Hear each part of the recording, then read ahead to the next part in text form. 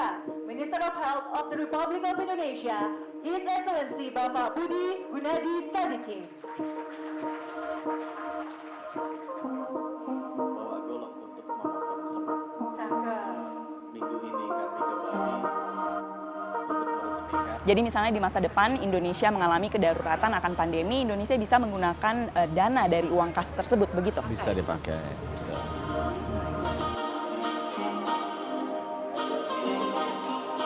Ini sejauh ini belum ada otorita pemerintah yang bertanggung jawab. Jadi di mata Kementerian Kesehatan ini sudah selesai.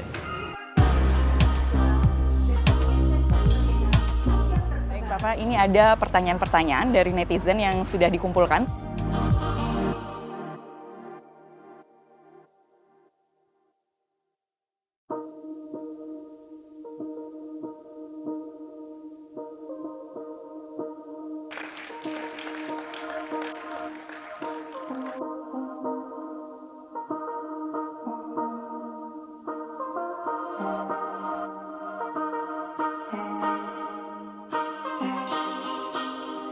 Itu bagaimana sistemnya dan seperti apa prioritasnya? Kita mempersiapkannya dua pilar, dua fokus.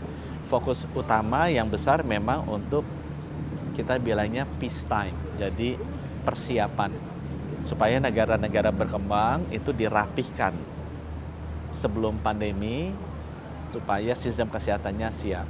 Tapi juga ada yang kita alokasikan sedikit untuk wartime. Karena pada saat pandemi terjadi kayak kemarin, itu negara berkembang kan tidak bisa mendapatkan akses vaksin. Karena kalah dengan negara maju yang punya uang. Dia bisa kasih DP duluan vaksinnya ke mereka.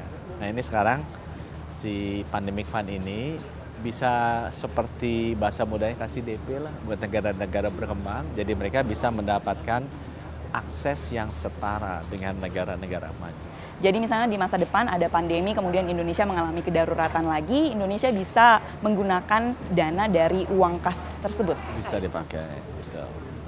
Sekarang mengenai isu kontaminasi obat sirup, sampai saat ini belum ada otorita pemerintah yang bertanggung jawab. BPOM mengatakan bahwa Kemenkes harus mengubah sistem pengawasan, sementara Kemenkes mengatakan bahwa pengawasan sepenuhnya berada di bawah BPOM. Bagaimana tanggung jawab pemerintah? Kementerian Kesehatan bisa mengatur dokter, rumah sakit, dan apotek. Jadi karena ada gejala banyak sekali yang bayi masuk rumah sakit, kondisinya kritis, kita menduga itu disebabkan oleh obat, tapi kita tidak bisa menyentuh obat-obatan karena bukan bidang kita melarang dokter meresepkan obat sirup dan melarang apotek meresepkan obat sirup. Yang kita larang apotek dan dokternya, karena itu wewenangnya kami gitu ya. Itu terbukti turun drastis dan sudah 0 kasus selama 2 minggu. Jadi kalau di mata kami Kementerian Kesehatan, kasus ini sudah selesai. Karena tidak ada kasus lagi. Dan juga kematiannya untuk kasus-kasus baru 2 minggu terakhir sudah tidak ada. Jadi di mata Kementerian Kesehatan ini sudah selesai. Karena tidak ada lagi bayi sudah 2 minggu lebih yang terkena dan masuk rumah sakit.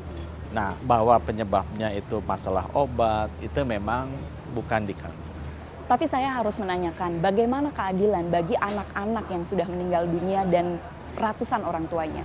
Saya rasa saya sebagai pemerintah mengucapkan sangat berduka cita.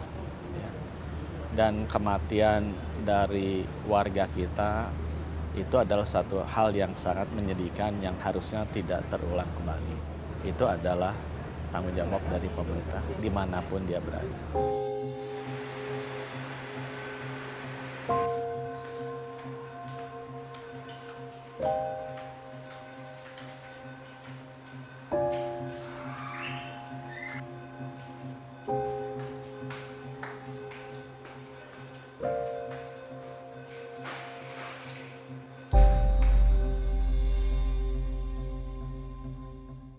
Apakah di tahun 2023 Indonesia sudah bisa bebas masker? Sebenarnya yang lebih penting adalah Indonesia bisa bebas masuk rumah sakit dan wafat karena COVID. Ya kan? buat saya pasti kalau ditanya mau bebas masker, bebas vaksin, atau bebas wafat, pasti jawabnya bebas wafat. Jadi kalau saya bilang harusnya fokusnya ke sana. Kenapa? Keberhasilan dari pengendalian pandemi bukan dia bebas masker. Keberhasilan pengendalian pandemi adalah yang meninggal dan masuk rumah sakit itu sedikit. Apa pendapat Bapak tentang jajanan atau makanan di lingkungan sekolah? Ini mungkin yang tidak ada pengawasannya begitu ya Pak? Diabetes di Indonesia tuh naik terus. Sekitar 20 tahun yang lalu mungkin 5%-an, sekarang 13% dari populasi. Itu 48 juta orang. Makanya bilangnya teman-teman anak-anak jangan minum manis. Gitu ya. Terima kasih banyak BBC. Terima kasih. Ya, terima kasih.